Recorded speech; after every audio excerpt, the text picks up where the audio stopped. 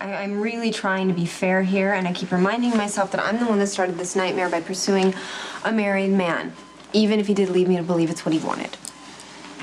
What happened to regaining control of your life to starting over?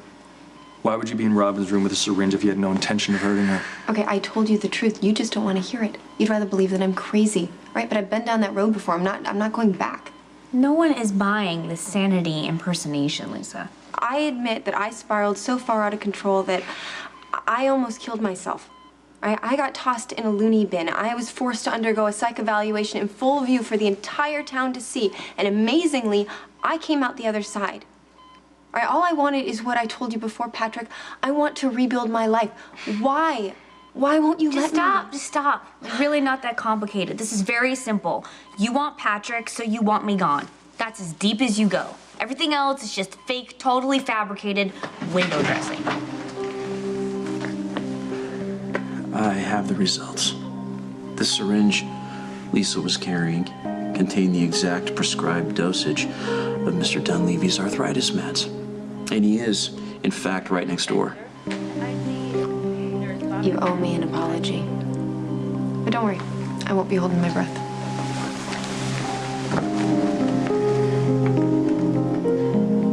I didn't mean to imply that you are anything like I was when I was a kid. In fact, you can just ignore my advice. Feel free, I won't be offended. No, it's, you know what, I know that you had a very unhealthy relationship with Sonny.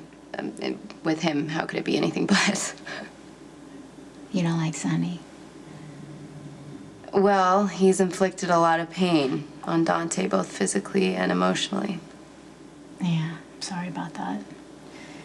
You know, Sonny is, he is far from perfect, but he does love his son. He doesn't always know how to show it. Yeah, well, I used to think of him as an honorary uncle until my eyes were open to the damage that he's actually done. Sonny isn't an easy man to love.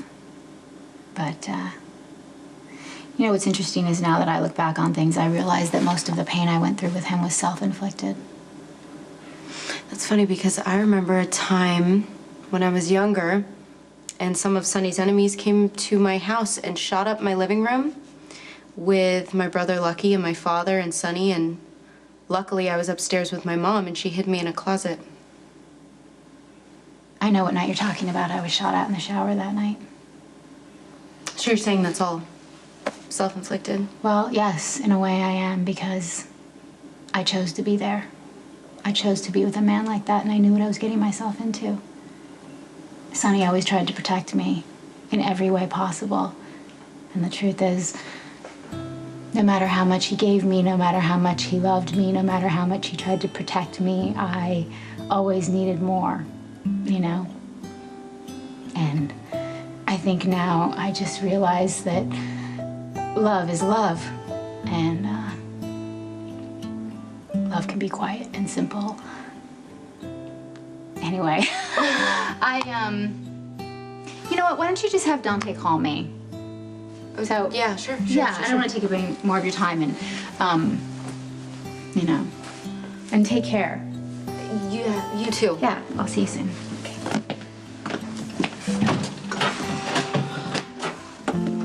Okay. Bye.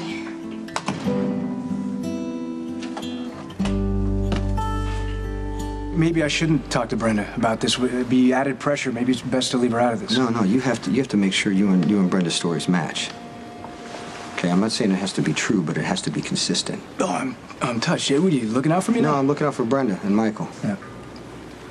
You know, but I have to say that you were stand-up when we went after Franco. No. But that doesn't negate turning in Michael. Thanks, I think.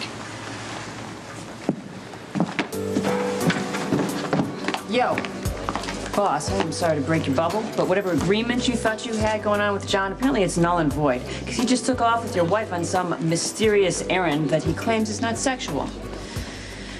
Oh, you believe him, don't you? Do you? Yes, I do. Me too! Which means that Carly is using John, which I don't like any better. Okay, maybe I like it a little bit better. Well, Carly just told me about some dirt that she uncovered about Brenda. I didn't want to listen. If she thinks Johnny can help her get one up on Brenda, believe me, she will use it. Johnny doesn't even know Brenda. Yeah, I don't know how Carly's mind works, you know? Mysterious. So what you're saying, this little alliance between the two of them, it doesn't bother you at all? I didn't say that. Brenda and Carly colliding is nothing to be wished for. But it might be inevitable. There's nothing we can do about it. What kind of life are you gonna have if they transfer you to a desk in Cowpie, Idaho, or they fire you from this department completely? Well, obviously, that's not what I want. And I don't think I'm there yet, because eternal affair reviews takes time. Okay? We're in the beginning of a long process, and I didn't get suspended, I'm not transferred, nor do I expect to be, because I haven't done anything wrong. But you can't be that naive. Your bosses sent you here to take me down. You completely ruined that case. They let you keep working. We developed feelings. And then, you know, you said it was a conflict of interest. And the only evidence that they had to take me to prison for good, you said it wasn't admissible in court. A lot of people don't like you around here. Well, I really never cared much about being popular. Well, so. Okay, you know what? If your bosses know you're with me, they will take everything you've worked so hard to get. Listen to me. Being with me is a step too far. I'm a selfish man. And as much as I want to be with you, I am not gonna take away everything that you've worked so hard to achieve. Your career. If we end this now, you have a chance to rebuild your career. Hey, you gotta think of it like it's a bad memory, you know? When you're in that courtroom and you're doing great in there, maybe you'll realize all I was doing was showing you how much you mean to me when I let you go.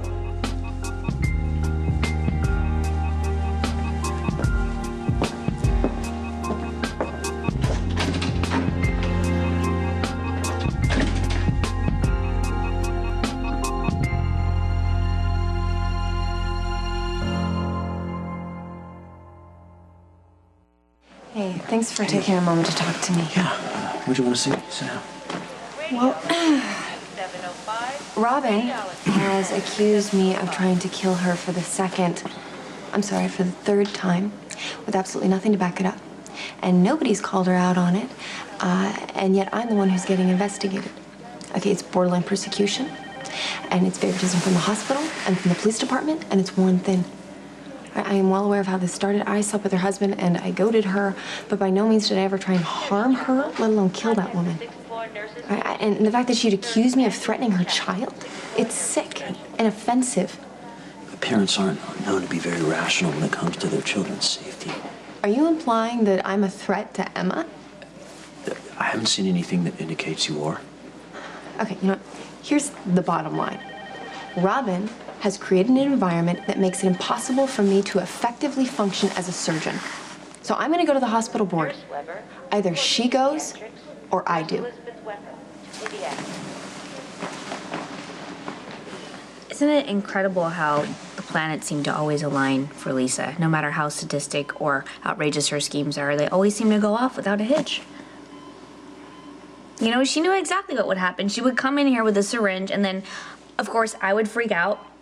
Someone would demand an analysis of the meds, and then they would come back exactly what she said they were. And then she would seem like the injured, innocent party, and I'm the one that would end up looking like a freak. Robin, you have to stop this because you have bigger things to worry about right now, like your recovery. Being upset isn't gonna help. Well, being oblivious could also help me end up dead.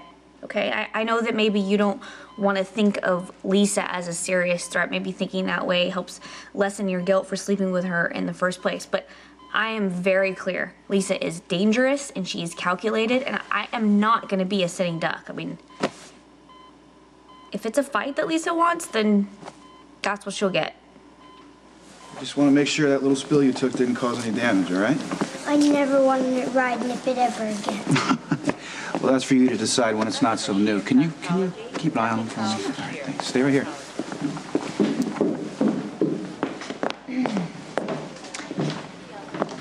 Hey. You okay? I fell off my pony. Oh, you are kidding. That's horrible. You must have been so scared. You know what's funny? When I was a little girl, probably around the same age as you, I fell off my horse too. I have this older sister, her name is Julia, and she is good at everything, and I'm not so good at everything. So we were out on the track together, and something spooked my horse, and I went flying off of my horse. And I said, I will never get back on a horse again. And then I met a boy who likes horses, so I started riding again. Did you like it? Yes, I loved it. I loved it so much, and I was so sorry that I stopped riding. Hey, you know what? There's this little saying that adults say. If you fall off a horse, you're supposed to get right back on it. Hey, Brenda. Yeah, I heard you were back in town. Oh, is this your son? Yes, this is Spencer. Great. Wow. So I understand that you've been living in Europe? Yeah, Italy. Oh, nice. So Dr. O'Donnell said he could squeeze you in, all right? Thank you for helping me decide. You're welcome. Decide? I do want to ride Nippet again after all. See you around. Yeah. Come on.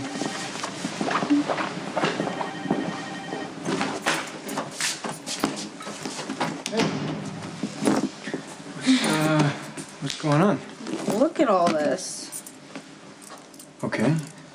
Well, it's just like, I mean, I have so much stuff here. I have like my bras and my clothes and my toiletries and more clothes. Yeah, I kind of like it. It's just too much. We don't even live together. All right, you want to maybe tell me what this is about, I and just then we can work through pretty it much like a embarrassed normal- myself in front of Brenda, who wants to see you. By the way, I can't believe I got possessive over you in front of her. You got possessive over me. Yes, and I embarrassed myself. I mean, of all people that I could be jealous of, I choose your dad's ex-girlfriend.